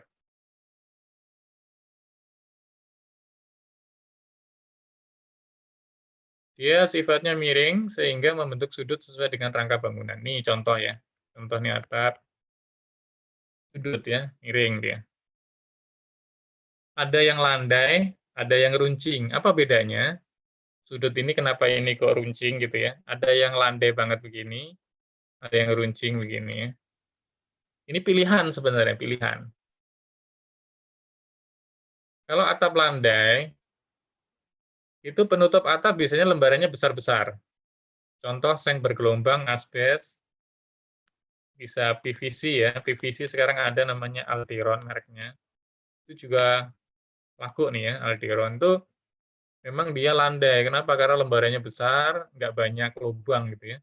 Jadi nggak tampias atau rembes. Sehingga hempasan angin, hempasan air itu yang diterima ya relatif kecil ya, dibanding dengan atap runcing atau atap yang miring ya. 30 derajat itu ya. Ini bisa 10 gitu ya misalkan. Sekarang atap runcing dapat memberi kesan megah dan anggun, ya pasti ya, keren gitu ya. Rumah-rumah zaman Belanda itu atapnya runcing-runcing begini ya. Bagus lah tampilannya. Tapi dia membutuhkan rangka atap yang lebih banyak. Kalau itu kayu ya butuh kayu lebih banyak ya dibanding dengan hanya ini ya, pasti lebih banyak yang runcing. Harga persatuan atap biasanya lebih mahal dibandingkan dengan atap landai. Ya. Contohnya genteng aja ya. Genteng keramik dibandingkan dengan kita menggunakan asbes ya jauh lebih mahal genteng keramik. Atau seng gelombang gitu ya. Kemudian ada genteng beton ya lebih mahal genteng beton lah ya. Pengaruh terhadap angin ke atap cukup besar ya, besar. Gempa juga, karena kalau gempa goyang, semakin ini di atas goyangannya makin kenceng ya, beda dengan yang landai. Dan ini berat biasanya ya. Kalau berat kan semakin efek ke gempanya itu semakin tinggi. Oke, ada pertanyaan nggak dari saya ini upload tadi? Silahkan. Kita break sebentar. Pada ngantuk ya?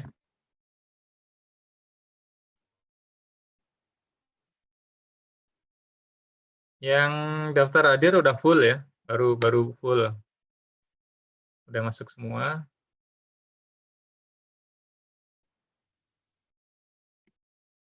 Di Izin bertanya, portal. Pak. Iya, silakan Mas. Saya pernah baca-baca itu ada yang namanya pondasi cakrayam, Pak. Nah, itu efektifnya seperti kondisi tanah seperti apa dan berapa kedalamannya untuk cakrayam itu, Pak?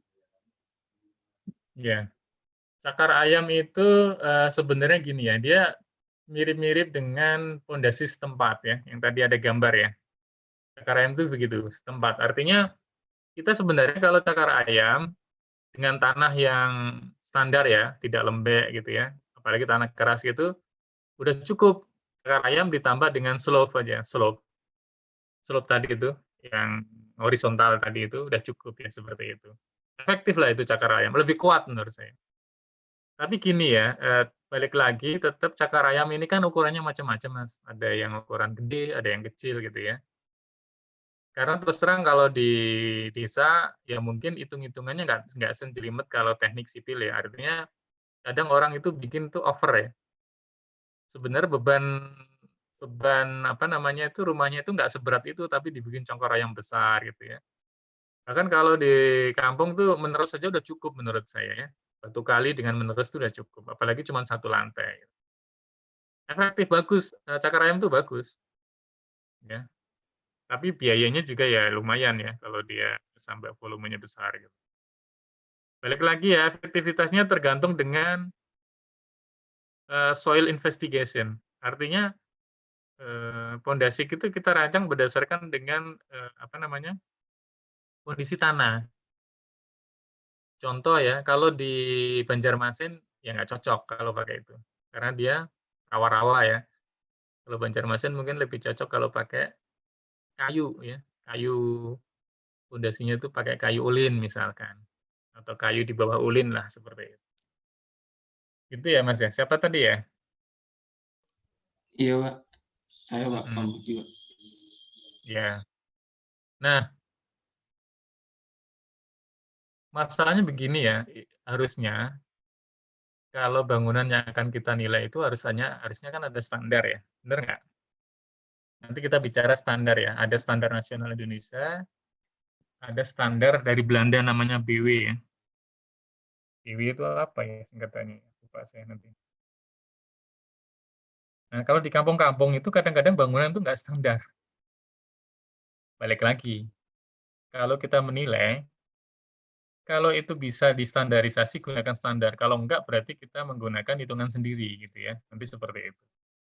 Di DKPB, nanti kita menilai juga dengan metode DKPB ya, untuk mencari NRC juga begitu. Kalau tidak bisa masuk DKPB, ya kita ngitung sendiri, gitu. Ya, oke. Ada lagi? Izin bertanya, Pak. Emang enggak?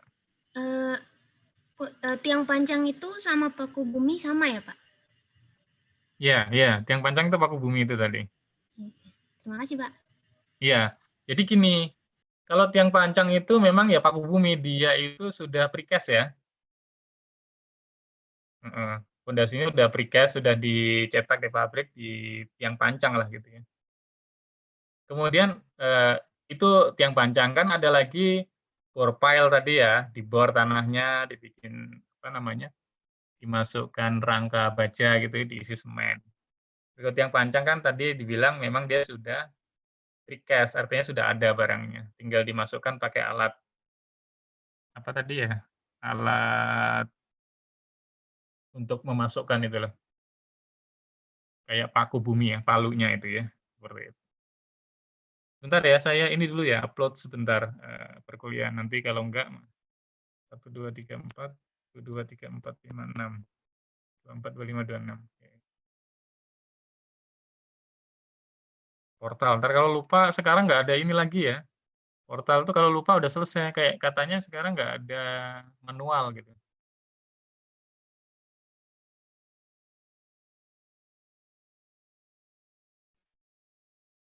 Sering lupa nih, bahaya. Daftar hadir, simpan. Oke, kita bahan masih satu lagi ya, bahan bangunan. Sebenarnya ini juga udah pada ini sih. Udah pada paham banget, tapi nggak apa-apa ya, sekilas saya kasih tahu bahan bangunan.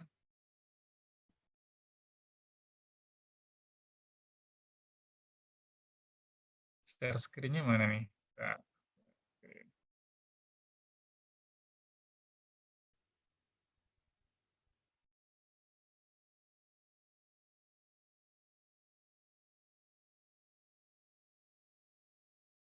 gimana ya supaya nggak jenuh ya? Ada ide nggak kuliahnya kita gimana sebaiknya? Kita bikin kuis saja ya nanti ya minggu depannya.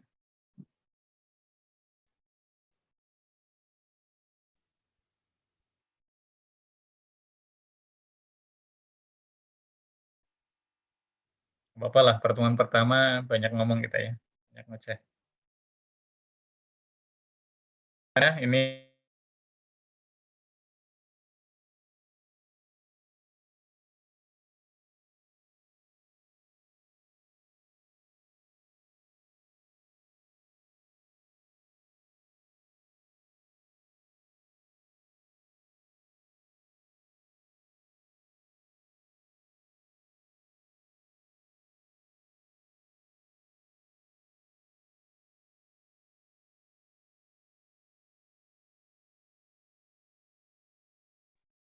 kelihatan nggak Fadil? Sorry tadi masih mute. Halo? Belum kelihatan, Pak. Belum kelihatan, Belum Pak. ya? Zoom saya kok sering ini ya. Coba nanti saya update ya. Restart. Setelah saya restart langsung dia mute gitu. Nah, sorry tadi restart sendiri nih.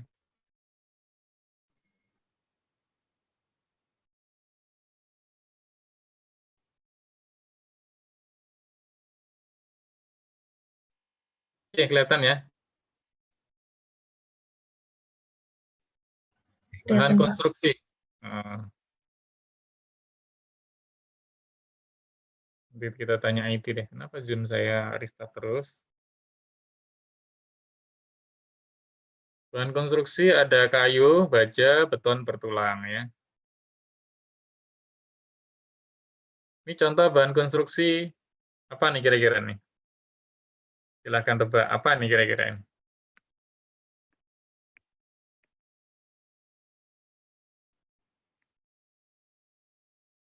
Kuda-kuda apa nih ya? Dari bahan apa nih, teman-teman? Yang mana ya, Pak? Ini nggak kelihatan ya? Salah berarti ya? Di saya masih bahan atau konstruksi, Pak. Iya, Pak. Oh, udah berapa slide sih ini? Stop. Ini kelihatan nggak kuda-kuda rangka baja? Udah, Pak, kelihatan. Nah, ini kelihatan, Pak. Sudah, Pak. Saya berarti ngomong ini ya, nyambung ya. Ini dari bahan apa kira-kira? Ini kita bicara tentang bahan konstruksi atap ya. Nih. Apa nih kira-kira nih? Kayu, baja, beton? Baja, Pak. Baja, Pak. Aja. Ya, baja ya. Ini udah ada nih, namanya rangka baja. Nih, contoh ini biasanya ada di pabrik nih. Pabrik-pabrik, pegudangan bulog gitu ya. Ini pakai ini. Saya dulu pernah menilai gudang bulog di Kupang itu. Pakai ini. Dia pakai rangka baja ya, kuda-kuda. Nah, biasanya kalau model begini ini ada dua, ada yang begini, ada yang pakai mezanin. Di sini ada mezanin tuh ada tempat kayak bisa jalan gitu ya di mezanin ini. Di sini ada mezaninnya. Ini biasanya digunakan untuk pabrik, gudang, gedung olahraga ya, gedung apa ya, aula kayak gedung olahraga lah ya. Misalkan badminton apa itu bisa pakai balai warga gitu ya. Kuda-kuda rangka baja. Tapi rumah juga terlalu mahal sih kalau rumah. Karena kenapa ini pakai baja? Karena bentangnya lebar ya. Kalau bentangnya pendek, cukup pakai kayu, ton aja bisa. Ini kalau bentang panjang biasanya pakai kuda-kuda baja. Karena kalau kayu nggak sekuat baja ya. Paling kuat nih baja. Beton juga punya keterbatasan bentang ya. Ini modelnya macam-macam. Kalau kalian nanti pengen lihat seperti apa rangka baja, datang aja ke Masjid IAMP ya. Yayasan Amal Muslim Pancasila. Ini sepengetahuan saya rata-rata pakai bentang baja. Jadi dia bisa lebar sekali ya. IAMP, Yayasan Amal Muslim Pancasila. Ini zaman Pak Harto dulu ya. Masjidnya pakai rangka baja.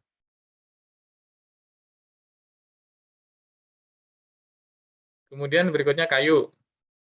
Kalau kayu gampang dibentuk ya, alami, elastis, mudah dikerjakan oleh tukang biasa.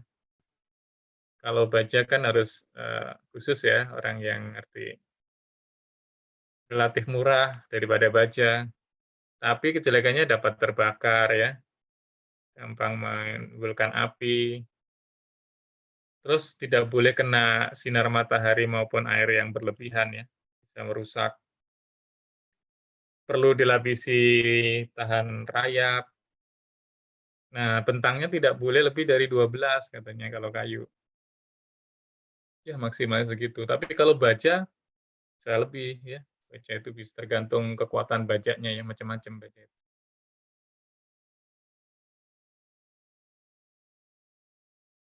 Baja bahannya diperoleh dari pabrik ya, sudah terbentuk di pabrik. Sifat bahannya keras, tapi memerlukan alat khusus ya. Biaya baja mahal, jelas ya.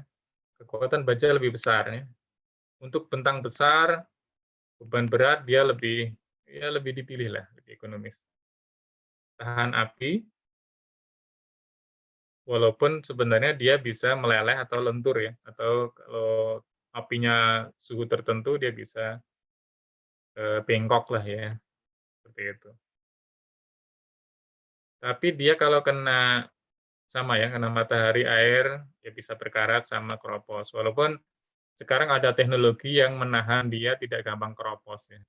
Ada teknologinya itu.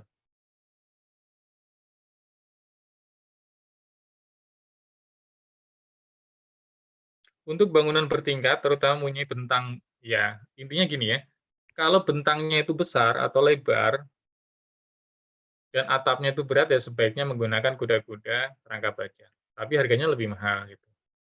Tapi kalau kayu nggak terlalu kuat gitu, makanya perlu rangka baja. Biasanya bentangnya lebar, beban di atasnya jadi berat. Gitu. Ini kayak masjid tadi ya, masjid itu. Karena butuh bentang lebar, masjid itu kan bentangnya lebar ya. Karena untuk jamaah banyak orang, jadi perlu atap baja. Kayak tadi pabrik juga kan, pabrik itu kan bentangnya lebar tuh. Ya sampai 20 meter kali ya. Bisa lebih gitu ya, perlu bentang yang kuat. Maka perlu bentang baja. Untung ruginya, oh ini beton ya, sorry, sekarang ke beton bertulang. Perlu waktu untuk pengerasan. Nggak cuma pengerasan sebenarnya, waktu bikin bekisting yang mencetak betonnya itu waktunya cukup lama tuh. Karena kita masang papannya, bikin tulangannya, masang papannya supaya presisi aja butuh waktu gitu ya. Bikin tulangannya, belum ngisi konkritnya, nunggu keringnya, ini kelemahannya dia, butuh waktu yang lama. Umumnya langsung di tempat kerja ya, bukan precast. Tapi di tempat ya, dicetaknya di tempat. Umumnya begitu. Relatif lebih murah dan tidak perlu perawatan. Dia tahan air, tahan api. Tapi kalau ada gempa bahaya ya. Beratnya itu bisa mencelakai orang di bawahnya lah atau bisa merusak benda-benda di bawah ya kalau dia roboh karena gempa. tapi dapat dijadikan landasan helikopter ya, dipakai untuk keperluan dan lain sebagainya. Jadi dia kuat juga ya, kuat. Tapi pada bentang tertentu ya, tidak terlalu lebar kalau beton juga, tidak selebar kalau baja. Nah, udah ya tadi ya. Sekarang ke pengetahuan bahan. Struktur bangunan itu ya ada yang dari beton, dari baja, dari kayu. Rata-rata kalau saat ini sih beton ya, rata-rata ya. Baja ada tapi nggak banyak. Kayu ada, kalau untuk kantor pemerintahan kayaknya jarang ya. Paling banyak beton lah. Baja ini kuat tapi mahal. Kayu ini sekarang juga cukup mahal, tapi dia kurang tahan ya, kurang tahan lama dibanding dengan beton. Oh ini ada ininya ya, beton itu apa sih? Ya seperti ini. Ukurannya beton, bikin betonnya gitu ya. Baja terdiri dari profil, ukuran macam-macam gitu ya. Ada baja ini nggak cuma ini ya, baja itu macam-macam bentuknya. Kalau kalian baca peraturan tentang material bongkaran bangunan, ada di DJKN tuh, baja itu luar biasa banyaknya jenisnya ya. Profil kanal, WF, segi 4, baja C, dan sebagainya.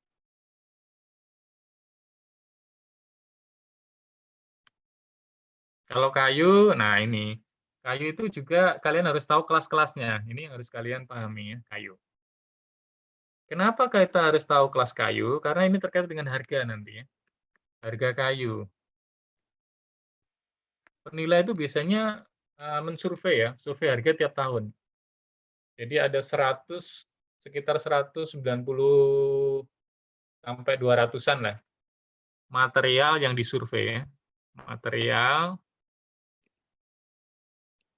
tenaga kerja, sama sewa alat. Itu sekitar 200 lah, kurang lebih ya. 200 item disurvei. Tukang itu berapa sih? Mandor itu berapa?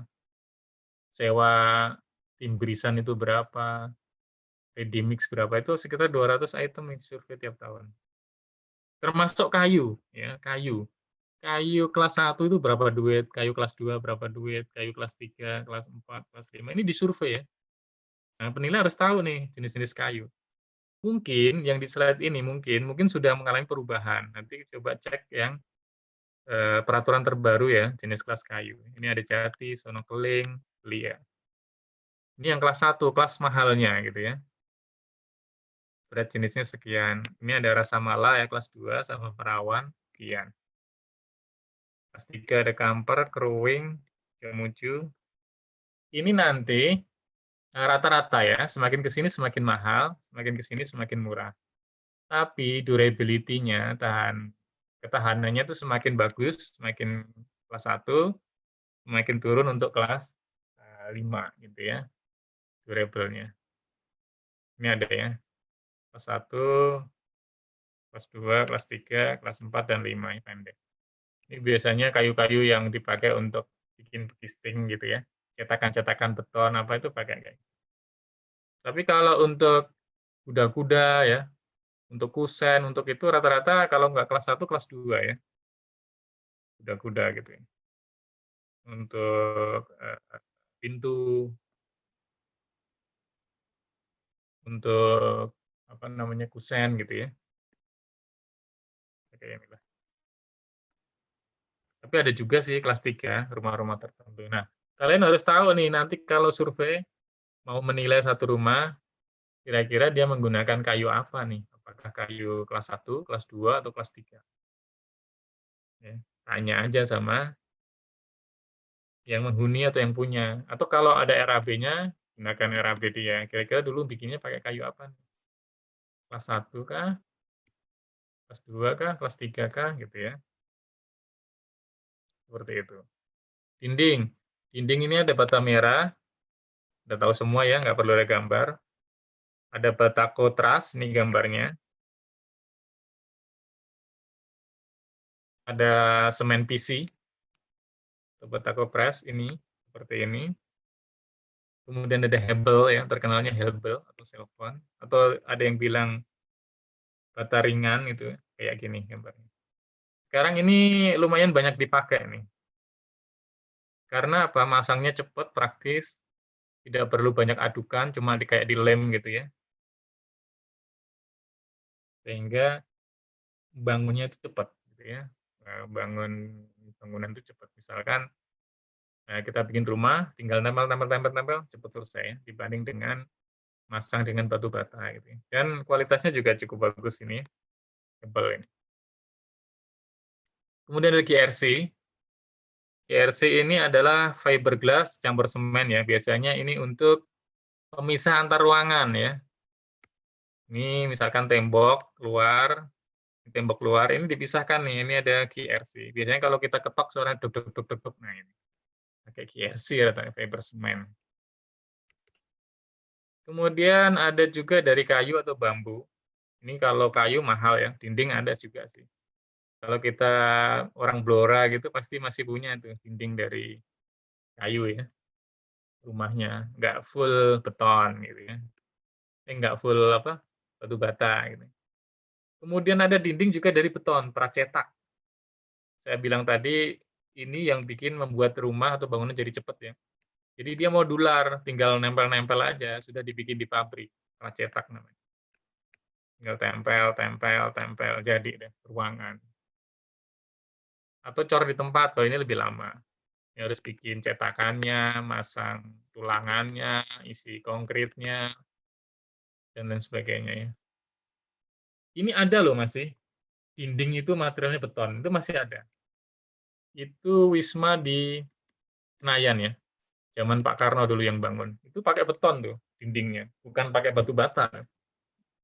Luar biasa itu, masih pakai beton. Tapi udah jarang ya, karena mahal ini. Jarang. Kecuali yang pracetak ya, sekarang pracetak mungkin ada, tapi dinding luar biasanya. Penutup dinding ada plesteran, ada cat, keramik, batu alam, komposit. Komposit tuh ini, tempelan-tempelan kayak gini. Ada terakota itu yang kayak batu bata gitu. Tapi dia yang bagus ya, itu terakota. Nanti cari aja bentuknya kayak apa. Dia kayak batu bata warnanya kuning gitu. Ada granit, marmer, udah tahu semua ya, metal, besi, kaca, gipsum. Ya. Gipsum ini banyak juga ya, banyak juga dipakai di perkantoran.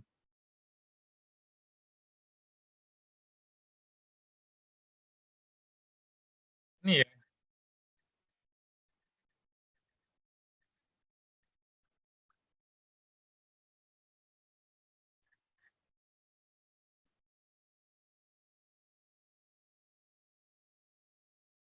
Halo, ada dengar? Halo? Dengar, Pak. Ternyata ada ininya ya sekarang ya, dikasih apa namanya itu warning ternyata. Kalian nggak ngasih warning, tapi ininya yang ngasih warning. Dari portalnya suaranya tadi. Keren-keren. Oke ya, kita terusin dikit lagi. Genteng itu macam-macam ya. Nanti kalian survei nih, kalau jadi penilai di DJKN kalian survei. Dari ke genteng kodok, gentong, keramik, kaca, metal, beton, asbes, sirap, PVC. Ya ini udah tahu semua lah, nanti cari kalau nggak tahu. Triplek kayak apa bentuknya tahu, GRC, gypsum, asbes. Ini semua disurvei ya oleh penilai. Kalau mau bikin apa? NRC dengan quantity survei. Material langit-langit, akustik, nanti cari akustik kayak apa, dia kayak vinil gitu ya. Aluminium, metal. Lantai itu ada ya material dinding lantai, atap gitu ya, dan lain sebagainya. Lantai itu vinil, terakota, tekel, dan lain sebagainya. Ya itu ya material-material. Nanti sebenarnya lengkapnya ada di survei DKPP, tapi secara umum seperti itu. Itu ya teman-teman, ternyata habis waktunya. Terima kasih. Ada yang mau didiskusikan atau ditanyakan? Kalau enggak, saya close ya. Cukup ya, Omang ya? Iya, Pak. Oke, terima kasih ya. Nanti slide-nya dibaca. Sambil kita diskusi ya, nggak cuma yang teknis begini. Konsep-konsep nanti minggu depan mungkin saya review lagi, kalian konsepnya harus ngerti bukannya ya. Kalau ada yang ingin ditanyakan, monggo aja silahkan ya. Nanti kita diskusikan, monggo ya. Di luar pendekatan ini juga nggak masalah. Ya, oke, kelas saya tutup. Terima kasih banyak atas perhatiannya. Saya sampaikan wassalamualaikum warahmatullahi wabarakatuh. Terima kasih, kelas ya. Waalaikumsalam. Terima kasih, Pak. Terima kasih, Pak. Terima kasih, Pak.